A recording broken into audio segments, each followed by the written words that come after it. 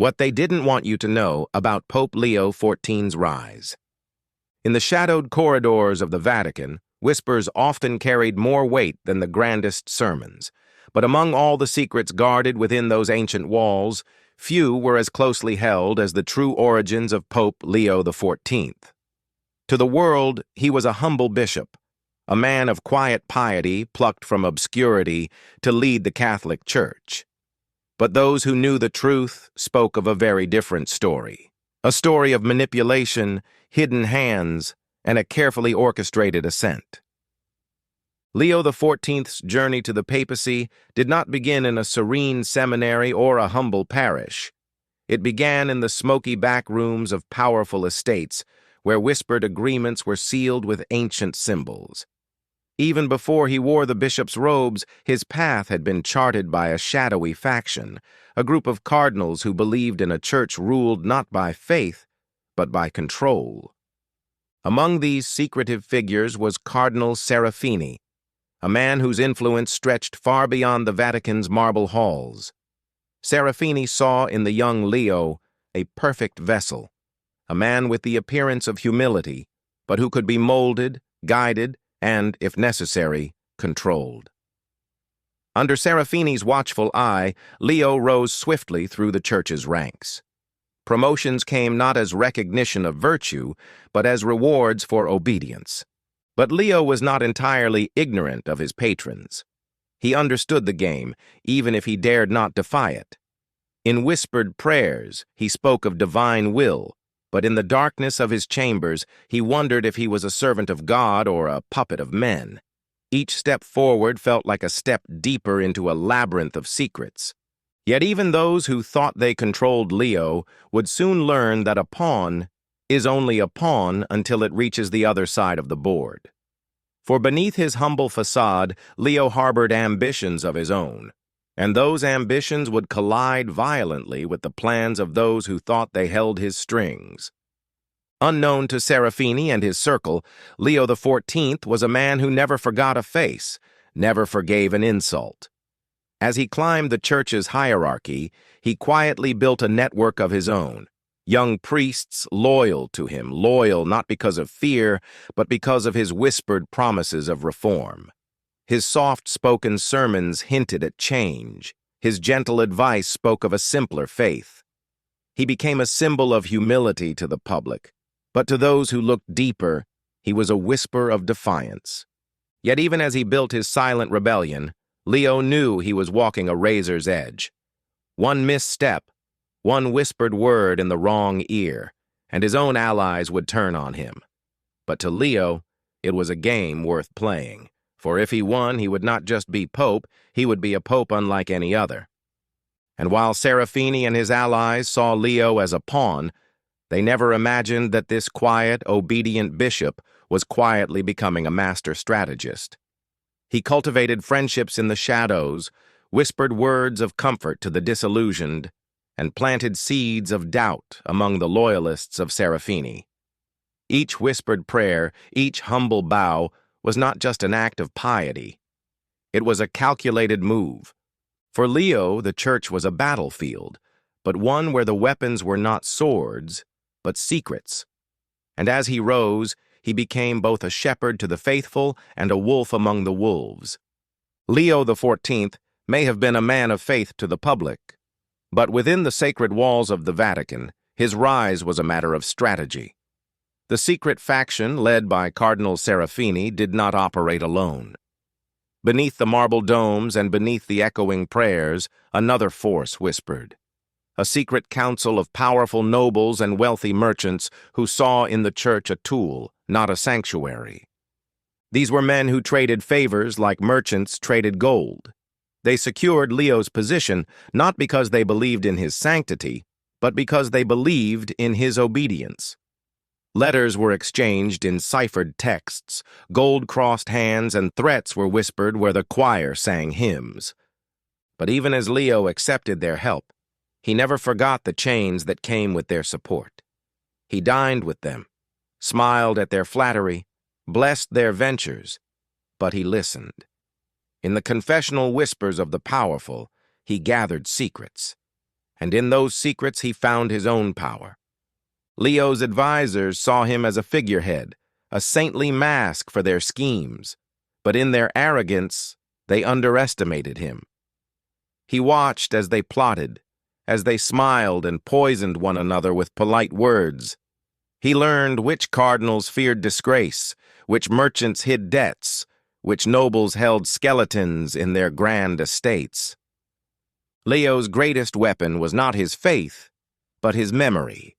And with each whispered confession, each indulgent smile, he sharpened his blade.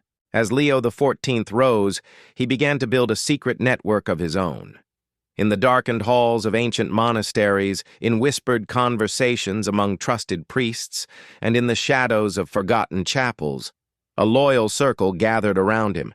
These were not just allies, they were eyes and ears. Young priests who admired his humility, older bishops who saw in him a chance to restore the church's lost honor, even disillusioned nobles who sought something purer than the greed of the council. To them, Leo was a beacon, but loyalty came at a price. Leo knew that every promise whispered must one day be fulfilled. He offered hope of reform, whispered of a future where faith triumphed over corruption. But for every ally gained, he gained another enemy. Those who feared his rise, who saw in him not a savior, but a threat. His network stretched across Europe. Letters written in cipher were smuggled across borders, spies whispered of plots against him, and loyal priests carried his messages in the folds of their robes. Leo was no longer just a bishop, he was becoming a force. But he was also a target. Attempts were made on his life, a poisoned chalice, a sabotaged carriage, a blade in the darkness. Each time he survived, his legend grew, and so did his enemies' desperation. And Leo knew that his rise was not just a test of faith, it was a war fought in shadows. Leo XIV's rise was not without its dangers. Those who had once whispered in his favor now whispered against him. The powerful factions who saw him as a pawn began to see a threat. Beneath the marble floors of the Vatican, a war of shadows was being waged. Cardinal Serafini, who once groomed Leo for power, now feared his independence. Letters were exchanged in cipher, plans whispered in the darkness of private chapels.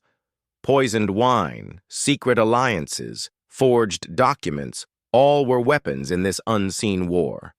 But Leo was no longer alone. His secret network, his loyal priests and spies, watched the watchers.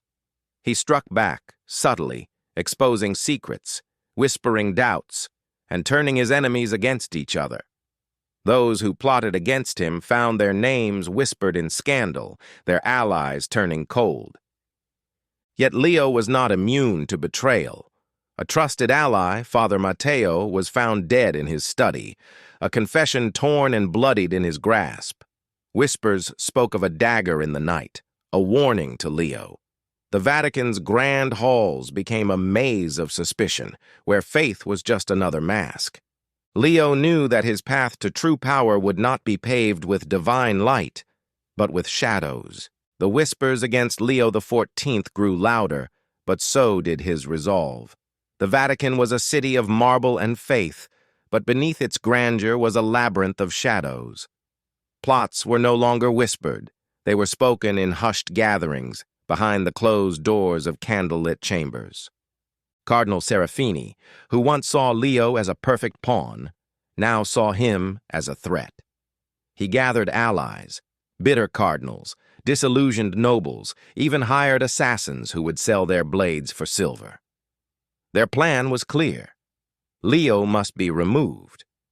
But Leo was not blind. His network warned him of the growing danger. Letters sealed with wax but opened by loyal spies spoke of poisoned wine, of daggers in the dark, of a sudden illness that would strike him down. Leo's own servants were replaced with men he trusted, priests who wore the robes of faith but carried daggers beneath them. In the great halls of the Vatican, beneath the golden frescoes and holy statues, the air grew thick with tension. Priests who once bowed in reverence now averted their eyes. Bishops who praised Leo in public whispered against him in private. Even the grand cathedral felt colder, its shadows stretching longer. But Leo did not waver. He knew the only way to fight shadows was with shadows. He struck first. Rumors whispered by his agents spoke of Serafini's heresy, of secret oaths sworn to dark powers. Letters appeared implicating Serafini's closest allies in scandals they could not deny. Cardinal Serafini's face turned pale as accusations spread. Those who had once stood by him now distanced themselves, fearing the wrath of a pope who seemed to know every secret. Even the noble patrons who had funded the conspiracy grew wary, their names whispered among the confessions Leo heard. But Serafini did not surrender. Cornered, he became desperate. He summoned his remaining allies, promising them that Leo's reign would end, one way or another. "If we cannot control him," Serafini whispered, "we will destroy him." And so the storm gathered, with the Vatican as its silent, sacred battlefield. The faith of millions became a mask for greed, betrayal, and a struggle for power that would leave none untouched. The storm that had gathered within the Vatican broke with a thunderous fury. Cardinal Serafini's final gambit was a brutal one, an attempt to turn the entire College of Cardinals against Leo XIV. He spread whispers of heresy, forged letters claiming Leo had aligned with dark powers, and even arranged for false witnesses to speak against the Pope. The grand hall was packed with crimson-robed cardinals, their faces shadowed beneath the flickering candlelight. Serafini stood at the center, his voice a serpent's hiss, laying out his accusations. "Your holiness has betrayed the faith," he proclaimed. "Your piety is a mask, your humility a lie. You are a danger to the church." Leo stood before them, a solitary figure in white, his calm gaze sweeping across the assembly. But beneath his calm was a fury tempered by resolve. He had seen this moment coming, and he was ready. "Is it betrayal to seek a church of truth?" Leo's voice was steady, yet it seemed to echo through the hall. "Is it heresy to seek a faith untainted by greed and deceit?" His voice grew louder. "You speak of darkness, Serafini? Then let the truth come to light." At his signal, the grand doors swung open. Guards entered, and with them, a procession of witnesses, priests, merchants, even nobles, who testified to Serafini's corruption, his schemes, his betrayal. Letters were read, documents exposed. Even Serafini's closest allies turned pale as their names appeared in the web of conspiracy. Serafini's face twisted in rage. "Lies! All lies!" he shouted. But his voice was drowned by the murmurs of the cardinals. Leo stepped forward. "Faith is not a game, Serafini. It is not a crown to be seized, but a burden to be carried." The cardinals, once divided, now saw the truth.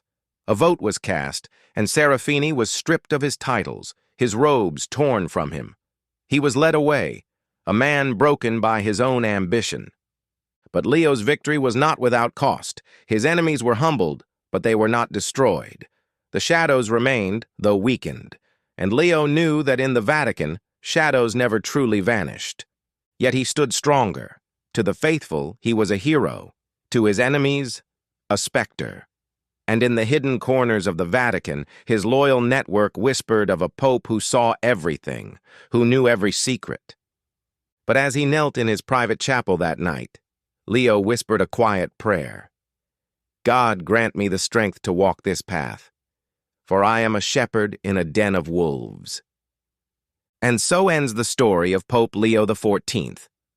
A man of faith who became a legend, a shepherd who faced wolves, and a pope who discovered that even the holiest halls are haunted by shadows. If you've been captivated by this tale of power, faith, and betrayal, don't forget to like, comment, and subscribe to Uncle Luke Tells. More hidden stories of history are waiting to be revealed, where truth is often stranger than legend.